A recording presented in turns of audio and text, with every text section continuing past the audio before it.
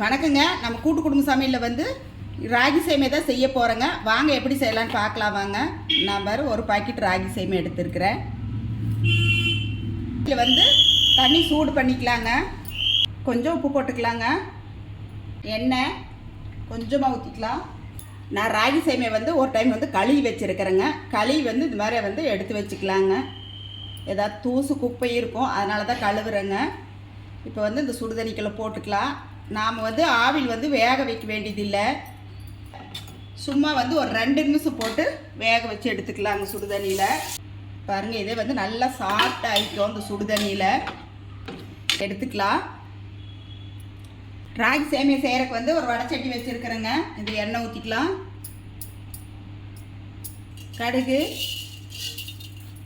கடலைப்பருப்பு, உளுந்து பருப்பு, பெரிய வெங்காயம் பொடியாக நறுக்குனது, பச்சை மிளகாய்,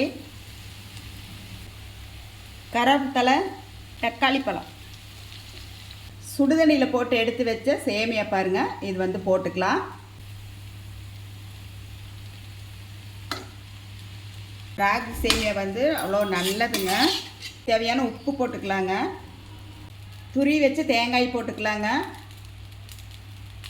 மல்லித்தலை வந்து ஒரு கொத்து போட்டுக்கலாம். அவ்வளோதானுங்க. சூப்பராக நம்ம ராகி சேமியா வந்து ரெடி ஆயிடுச்சு பாருங்கள். ஒரு தட்டுக்கு மாற்றிக்கலாங்க.